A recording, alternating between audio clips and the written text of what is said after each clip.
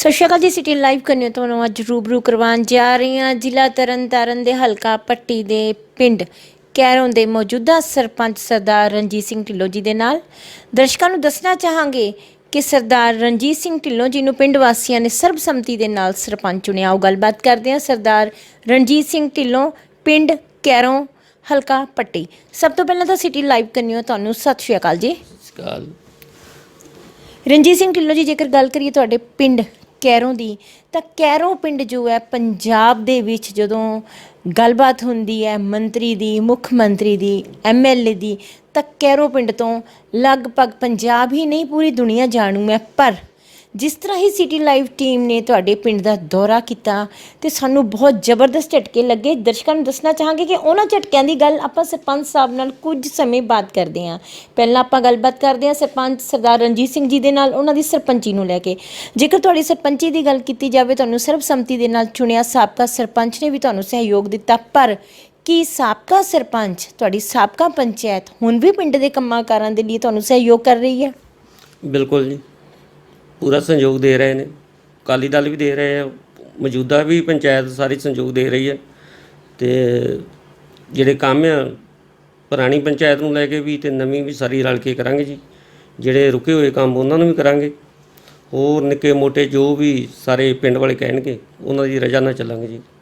ਤੁਸੀਂ ਬੜੇ ਹੀ ਸੋਹਣੇ ਸ਼ਬਦਾਂ ਦੇ ਵਿੱਚ ਕਿਹਾ ਕਿ ਪਿੰਡ ਵਾਸੀ ਜੋ ਕੰਮ ਕਹਿਣਗੇ ਤੁਸੀਂ ਉਹ ਸਾਰੇ ਕੰਮ ਕਰੋਗੇ। ਚਲੋ ਆਪਾਂ ਤੁਹਾਡੇ ਹੁਣ ਪਿੰਡ ਦੇ ਵਿਕਾਸ ਦੇ ਮੁੱਦਿਆਂ ਦੇ ਉੱਤੇ ਜਿਹੜੇ ਕੰਮ ਹੋਣ ਵਾਲੇ ਉਹਦੀ ਗੱਲ ਕਰਦੇ ਹਾਂ। ਜੇਕਰ ਆਪਾਂ ਪਿਛਲੇ ਸਮੇਂ ਦੇ ਵਿੱਚ ਝਾਤੀ ਮਾਰੀਏ ਤਾਂ ਨੀਅਰ ਅਬਾਊਟ ਇੱਥੋਂ MLA ਸਾਹਿਬ ਜੋ ਰਹਿ ਚੁੱਕੇ ਨੇ ਸਾਡੇ ਬਾਦਲ ਸਾਹਿਬ ਦੇ ਜਮਾਈ, ਉਹਨਾਂ ਦਾ ਪਿੰਡ ਇਹ ਕੈਰੋਂ। ਪਰ ਜਦੋਂ ਇੱਥੋਂ ਦੇ ਹਾਲਾਤ ਦੇਖਦੇ ਹਾਂ ਔਰ ਫਾਟਕ ਦੇ ਰਾਹੀਂ ਜਦੋਂ ਆਪਾਂ ਐਂਟਰੀ ਕਰਦੇ ਹਾਂ ਪਿੰਡ ਦੇ ਵਿੱਚ, ਤਾਂ ਫਾਟਕ ਦੀਆਂ ਜਿਹੜੀਆਂ ਟਾਈਲਾਂ ਨੇ ਉਹ ਟੁੱਟੀਆਂ ਹੋਈਆਂ ਨੇ, ਉੱਥੋਂ ਦੇ ਕੰਮ ਹੋਣ ਵਾਲੇ ਆ। ਪਹਿਲਾ ਕੰਮ ਉੱਥੋਂ ਦੀ ਸ਼ੁਰੂ ਹੋ ਗਿਆ, ਆਪਾਂ ਉਹ ਕੰਮ ਕਦੋਂ ਕਰਵਾਵਾਂਗੇ? ਦੇਖੋ ਜੀ, ਅਸੀਂ ਤਾਂ ਬਹੁਤ ਛੇਤੀ ਹੀ ਸਭ ਤੋਂ ਪਹਿਲਾਂ ਤਾਂ ਰੋਡ ਬਣਾਵਾਂਗੇ। ਰੋਡ ਤੋਂ ਬਾਅਦ ਜਿਹੜੇ ਉਹਦੇ ਦੋਨੋਂ ਪਾਸੇ ਵਰਮ ਨੇ ਉਹਨਾਂ ਨੂੰ ਬਣਾਵਾਂਗੇ। ਉਸ ਤੋਂ ਬਾਅਦ ਜਿਹੜੀ ਲਾਈਟ ਦਾ ਕੰਮ ਹੈ, ਚਾਹੇ ਕੈਮਰਿਆਂ ਦਾ ਕੰਮ ਹੈ, ਉਹ ਲਗਾਵਾਂਗੇ ਜ਼ਰੂਰ ਪਿੰਡ ਦੇ ਸਹਿਯੋਗ ਦੇ ਨਾਲ। ਪਿੰਡ ਦੇ ਸਹਿਯੋਗ ਦੇ ਨਾਲ ਤੁਸੀਂ ਕਿਹਾ ਤੁਸੀਂ ਆਪਣੇ ਪਿੰਡ ਦੇ ਕੰਮ ਕਰਵਾਓਗੇ ਅਤੇ ਤੁਸੀਂ ਸ਼ੁਰੂਆਤ ਦੱਸੀ ਹੈ ਸਾਨੂੰ ਰੋਡ ਤੋਂ। ਪਰ ਜੇਕਰ ਗੱਲ ਕਰੀਏ ਤੁਹਾਡੇ ਪਿੰਡ ਦੀ ਪੰਚਾਇਤੀ ਜ਼ਮੀਨ ਦੀ, ਤਾਂ ਤੁਹਾਡੇ ਪਿੰਡ ਦੀ ਪੰਚਾਇਤੀ ਜ਼ਮੀਨ ਜਿਸ ਤੋਂ ਤੁਹਾਡੀ ਪੰਚਾਇਤ ਨੂੰ ਆਮਦਨ ਹੋਵੇ ਉਹ ਕਿੰਨੀ ਹੈ? ਉਹ ਜ਼ਮੀਨ ਕੋਈ ਸਾਡੀ 55 ਕਿੱਲੇ ਜ਼ਮੀਨ ਜਿਹੜੀ ਪੰਚਾਇਤ ਦੀ ਆ, ਅਤੇ 53 ਕਿੱਲੇ ਜ਼ਮੀਨ ਜਿਹੜੀ ਸਕੂਲ ਦੀ ਆ ਕੈਰੋਂ ਪਿੰਡ ਦੀ। ਉਹਦੇ ਵਿੱਚ ਲਗਭਗ 45 ਸਾਲ ਹੋ ਗਏ ਐਲ ਪੀ ਜੋ ਅਕਾਲੀ ਦਲ ਦੇ ਬੰਦਿਆਂ ਕੋਲ ਹੀ ਕਬਜ਼ਾ ਉਹਨਾਂ ਦਾ ਮੌਜੂਦਾ ਐਲ ਪੀ। ਇਸ ਟਾਈਮ 'ਤੇ ਕੇਸ ਚੱਲ ਰਿਹਾ ਹਾਈ ਕੋਰਟ ਦੇ ਵਿੱਚ। ਬਾਕੀ ਜਿਹੜੀ ਸਕੂਲ ਦੀ ਜ਼ਮੀਨ ਆ ਉਹ ਕੇਸ ਕਰਕੇ ਅਸੀਂ ਛਡਵਾ ਲਈ ਹੈ ਵਾਪਸ। ਜਿਹੜੀ ਉਹਦੀ ਆਮਦਨ ਆ ਉਹ ਇਸ ਟਾਈਮ 'ਤੇ ਸਕੂਲ ਦੇ ਵਿੱਚ ਲੱਗ ਰਹੀ ਹੈ। ਉਹ ਸਾਰੇ ਪਿੰਡ ਵਾਸੀਆਂ ਨੂੰ ਵੀ ਪਤਾ ਹੈ, ਇਲਾਕੇ ਵਾਲਿਆਂ ਨੂੰ ਵੀ ਪਤਾ ਹੈ ਕਿ ਜ਼ਮੀਨ ਛੁੱਟ ਗਈ ਹੈ ਅਤੇ ਪਿੰਡ ਦੇ ਸਕੂਲਾਂ 'ਤੇ ਲੱਗ ਰਹੀ ਹੈ।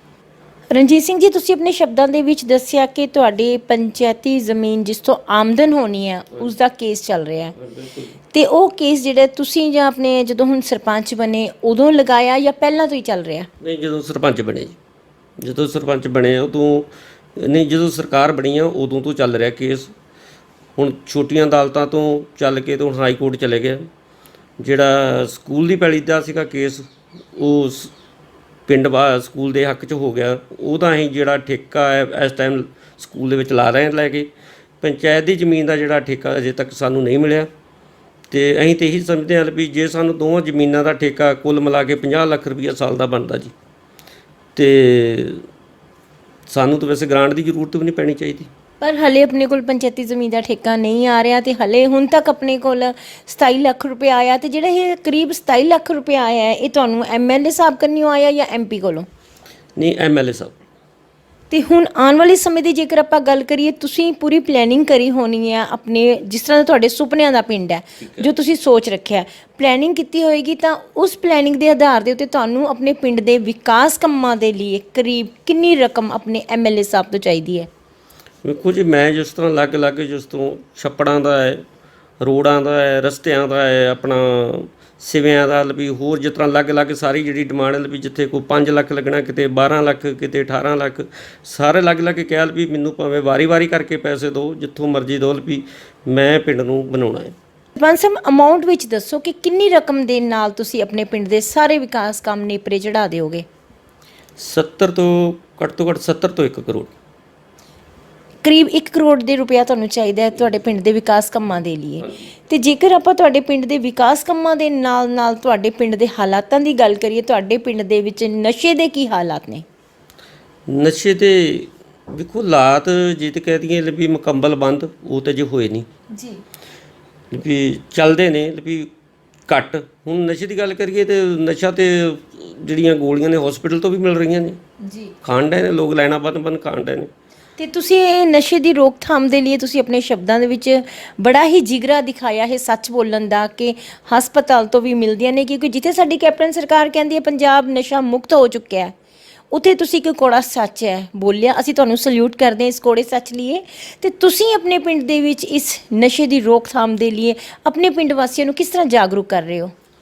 ਦੇਖੋ ਜੀ, ਜਾਗਰੂਕ ਹੁਣ ਤੇ ਯਾਰ ਵੀ ਕੈਰੋ ਸਾਡੇ ਹਸਪੀਟਲ ਹੈ, ਇੱਥੋਂ 10-15 ਪਿੰਡ ਦੇ ਸਵੇਰੇ ਗੋਲੀਆਂ ਲੈਣ ਆਉਂਦੇ ਨੇ ਬੰਦੇ। ਜੀ, ਹੁਣ ਅਸੀਂ ਤੇ ਆਪਣੇ ਪਿੰਡ ਦੀ ਗੱਲ ਕਰਾਂਗੇ, ਜੀ, ਹੁਣ ਬਾਹਰ ਦੇ ਪਿੰਡਾਂ ਦੇ ਲੋਕ ਆਉਂਦੇ ਆ ਗੋਲੀਆਂ ਲੈਣ। ਸਵੇਰੇ ਕਮ ਸੇ ਕਮ 2-2 ਕਿੱਲੇ ਦੀ ਲਾਈਨ ਵੱਜੀ ਹੁੰਦੀ ਹੈ। ਜੀ, ਇੱਕ ਬੰਦੇ ਨੂੰ ਕਮ ਸੇ ਕਮ 3-3 ਘੰਟੇ ਲਾਈਨ ਦੇ ਵਿੱਚ ਲੱਗਣਾ ਪੈਂਦਾ ਨਸ਼ੇ ਵਾਲੀ ਗੋਲੀ ਲੈਣ ਵਾਸਤੇ। ਜੀ, ਤੇ ਤੁਸੀਂ ਹਿਸਾਬ ਲਾ ਲਓ ਵੀ ਕਿਹੜੇ ਬੰਦੇ ਨੂੰ ਰੋਕਾਂਗੇ, ਅਸੀਂ ਪਿੰਡ ਵਾਲਿਆਂ ਨੂੰ ਰੋਕਾਂਗੇ ਚਾਹੇ ਦੂਸਰੇ ਬੰਦਿਆਂ ਨੂੰ ਰੋਕਾਂਗੇ। ਤੇ ਇਹਦੇ ਨੂੰ ਤੇ ਇਹ ਚੰਗਾ ਚਾਹੇ ਫਿਰ ਉਹਦੀ ਰੋਕਥਾਮ ਕੀਤੀ ਜਾਵੇ, ਬਿਲਕੁਲ ਮੁਕੰਮਲ ਬੰਦ ਕੀਤੀ ਜਾਵੇ। ਜੀ। ਔਰ ਸਮੇਂ ਦੇ ਅਨੁਸਾਰ ਜੇਕਰ ਗੱਲ ਕਰੀਏ, ਹੁਣ ਲੜਕੇ ਔਰ ਲੜਕੀਆਂ ਦੇ ਵਿੱਚ ਕੋਈ ਵੀ ਫਰਕ ਨਜ਼ਰ ਨਹੀਂ ਆਉਂਦਾ, ਪਰ ਫਿਰ ਵੀ ਤੁਹਾਡਾ ਜਿਹੜਾ ਹਲਕਾ ਪੱਟੀ ਆ ਜਾਂਦਾ ਕਿਤੇ ਨਾ ਕਿਤੇ ਜਾ ਕੇ ਇਸ ਮਾਮਲੇ 'ਚ ਪਿੱਛੇ ਹੈ। ਔਰ ਪੜ੍ਹਾਈ ਪੱਖੋਂ ਜੇਕਰ ਗੱਲ ਕਰੀਏ, ਇੱਥੇ ਧੀਆਂ ਦੇ ਜੋ ਹਾਲਾਤ ਨੇ ਹਲੇ ਬੈਕ ਹੀ ਨੇ। ਤੇ ਤੁਹਾਡੇ ਪਿੰਡ ਦੇ ਵਿੱਚ ਧੀਆਂ ਔਰ ਨੂੰਹਾਂ, ਇਹਨਾਂ ਦੋਨਾਂ ਦੇ ਘਰੇਲੂ ਹਾਲਾਤ ਕਿਹੋ ਜਿਹੇ ਨੇ? ਵੈਸੇ ਜੀ ਲੜਕੀਆਂ ਤੇ ਵੀ ਠੀਕ ਹੈ ਜੀ, ਹੁਣ ਪਹਿਲਾਂ ਵਾਲਾ ਤੇ ਕੰਮ ਨਹੀਂ ਹੈਗਾ ਵੀ ਲੜਕੀਆਂ ਬਹੁਤ ਪਿੱਛੇ ਹੈ, ਉਹ ਨਹੀਂ ਹੈਗਾ ਜੀ। ਲੜਕੀਆਂ ਪੜ੍ਹ ਵੀ ਰਹੀਆਂ ਨੇ, ਪੜ੍ਹਾਉਣ ਵੀ ਡਏ ਨੇ, ਵੱਡੇ ਵੱਡੇ ਸਕੂਲਾਂ 'ਚ ਪੜ੍ਹਾ ਰਹੇ ਨੇ, ਸਰਕਾਰੀ ਸਕੂਲਾਂ 'ਚ ਵੀ ਪੜ੍ਹ ਰਹੇ ਨੇ, ਕਾਲਜਾਂ 'ਚ ਵੀ ਜਾਣ ਡਏ ਨੇ, ਵਿਦੇਸ਼ਾਂ 'ਚ ਵੀ ਲੜਕੀਆਂ ਗਈਆਂ, ਕੈਰੋਂ ਦੀਆਂ ਵੀ ਗਈਆਂ ਨੇ, ਬਹੁਤ ਲੜਕੀਆਂ ਗਈਆਂ ਨੇ। ਚਲੋ ਲੜਕੇ ਤਾਂ ਗਏ ਵੀ ਆ, ਲੜਕੀਆਂ ਵੀ ਬਰਾਬਰ 'ਤੇ ਗਈਆਂ। ਔਰ ਜੇਕਰ ਤੁਹਾਡੇ ਪਿੰਡ ਦੇ ਛੱਪੜਾਂ ਦੀ ਗੱਲ ਕਰੀਏ ਤਾਂ ਆਲਮੋਸਟ ਸਾਰੇ ਛੱਪੜਾਂ ਦੇ ਕੰਮ ਤੁਹਾਡੇ ਪਿੰਡ ਦੇ ਹੋਣ ਵਾਲੇ ਨੇ, ਕਿਉਂਕਿ ਨਾਲੀਆਂ ਬਲੌਕ ਪਈਆਂ ਨੇ, ਤੁਹਾਨੂੰ ਅਸੀਂ ਫੋਟੋਆਂ ਵੀ ਦਿਖਾਈਆਂ। ਤੇ ਉਹਨਾਂ ਛੱਪੜਾਂ ਦੇ ਤੁਸੀਂ ਕਦੋਂ ਤੱਕ ਕੰਮਕਾਰ ਕਰਵਾਓਗੇ? ਕੀ ਕਹਿਣਾ ਤੁਹਾਡਾ ਉਸ ਬਾਰੇ? ਵੇਖੋ ਜੀ, ਅਸੀਂ ਛੱਪੜਾਂ ਦਾ ਕੰਮ ਜਿਹੜਾ ਨਾ 1 ਮਹੀਨੇ ਦੇ ਲਗਭਗ ਅਸੀਂ ਜਿਹੜਾ ਸ਼ੁਰੂ ਕਰਨ ਜਾ ਰਹੇ ਜੀ, ਤੇ ਕਮ ਸੇ ਕਮ ਸਾਨੂੰ 6 ਮਹੀਨੇ ਦਾ ਟਾਈਮ ਲੱਗੂਗਾ ਜਿਹੜੇ ਮੇਨ ਛੱਪੜ ਜਿਹੜੇ ਵੱਡੇ ਉਹਨਾਂ ਨੂੰ ਸਫਾਈ ਵਾਸਤੇ। ਤੁਸੀਂ ਗੱਲ ਕਰੀ ਰੋਡ ਦੀ, ਤੇ ਤੁਹਾਡੇ ਆਲਮੋਸਟ ਇਸ ਪਿੰਡ ਦੇ ਸਾਰੇ ਹੀ ਰੋਡ ਦੇ ਕੰਮ ਹੋਣ ਵਾਲੇ ਆ, ਪਰ ਜੇਕਰ ਗੱਲ ਕਰੀ ਜਾਵੇ ਪਿੰਡ ਦੇ ਕੰਮਾਂ ਦੀ, ਆਲਮੋਸਟ ਸਾਰੇ ਹੀ ਕੰਮ ਪੈਂਡਿੰਗ ਪਏ ਨੇ।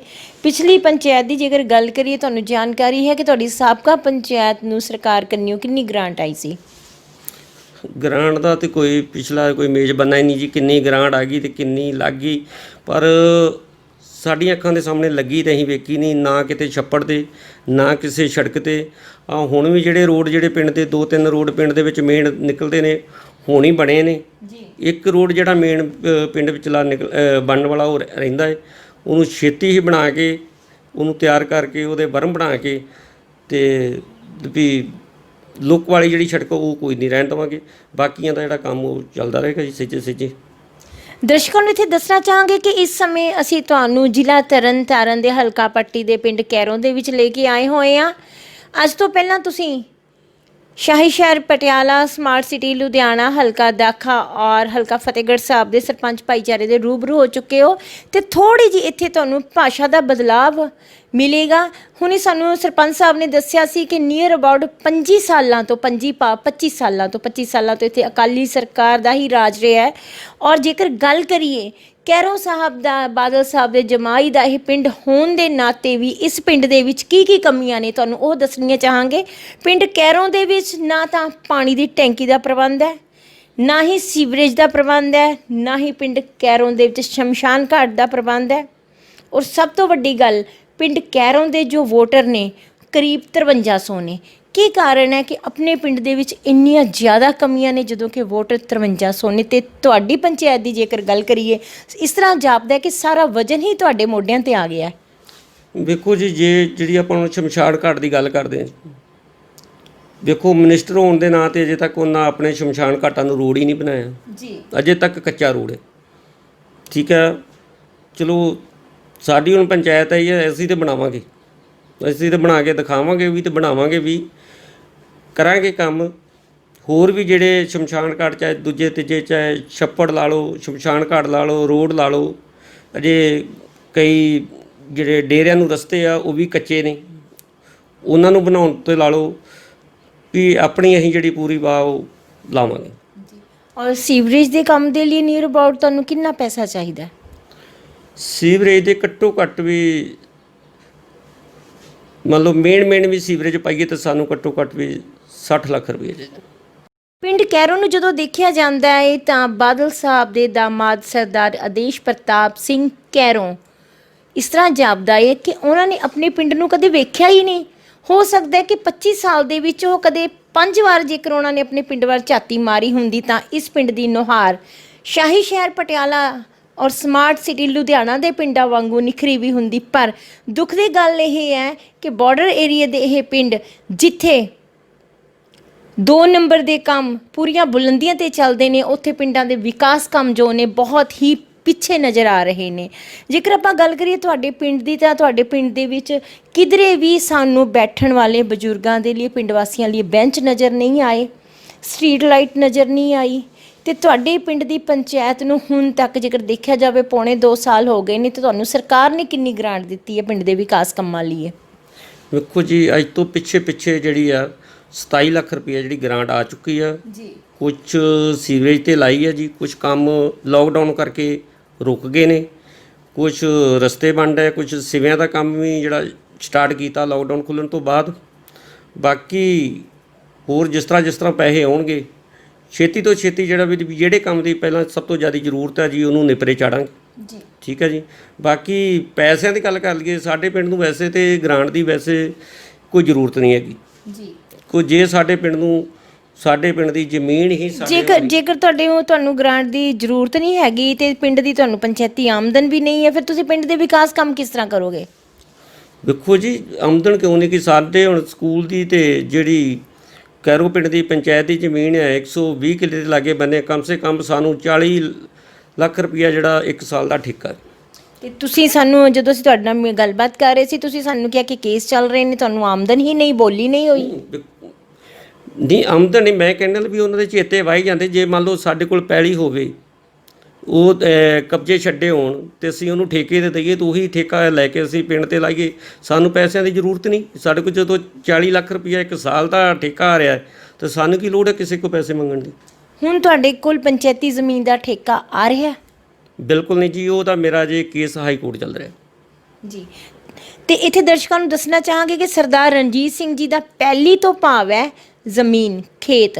ਕੈਰੋਂ ਪਿੰਡ ਦੇ ਨਾਲ ਇੱਕ ਡਰੇਨ ਜਾ ਰਹੀ ਹੈ, ਔਰ ਜੇਕਰ ਉਸ ਡਰੇਨ ਨੂੰ ਹੁਣ ਦੇਖਿਆ ਜਾਵੇ ਤਾਂ ਇਸ ਤਰ੍ਹਾਂ ਲੱਗਦਾ ਹੀ ਨਹੀਂ ਕਿ ਪਿਛਲੇ ਸਾਲ ਬਰਸਾਤ ਦੇ ਸੀਜ਼ਨ ਦੇ ਵਿੱਚ ਉਹਦੀ ਸਫਾਈ ਹੋਈ ਸੀ, ਕਿਉਂਕਿ ਉੱਥੇ ਲੋਕਾਂ ਨੇ ਕੂੜਾ ਕਰਕਟ ਸੁੱਟ ਕੇ ਨਾ ਕਬਜ਼ਾ ਕੀਤਾ ਹੋਇਆ। ਤੇ ਹੁਣ ਤੁਸੀਂ ਸਫਾਈ ਸ਼ੁਰੂ ਕੀਤੀ ਹੈ। ਜਿਹੜੇ ਲੋਕ ਪਿੰਡ ਦੇ ਕਬਜ਼ਾ ਕਰਦੇ ਨੇ, ਉੱਥੇ ਰੂੜੀ ਸੁੱਟਦੇ ਨੇ, ਤੁਸੀਂ ਉਹਨਾਂ ਨੂੰ ਕਿਉਂ ਨਹੀਂ ਜਾਗਰੂਕ ਕਰਦੇ, ਕਿਉਂ ਨਹੀਂ ਉਹਨਾਂ ਨੂੰ ਰੋਕ ਲਗਾਉਂਦੇ? ਵੇਖੋ ਜੀ, ਪਿਛਲੀ ਵਾਰੀ ਵੀ ਸਫਾਈ ਕਰਾਈ ਆ, ਪਿਛਲੇ ਵਾਰੀ ਵੀ ਲੋਕਾਂ ਦੇ ਗਾੜੀ ਹੱਥ ਜੋੜੇ ਵੀ ਥੋੜ੍ਹੀ ਜਿਹੀ ਰੂੜੀ ਜਿਹੜਾ ਗੰਦ ਨਾ ਸੁੱਟੋ, ਲਾਗੇ ਬੰਨੇ ਸਫਾਈ ਰੱਖੋ।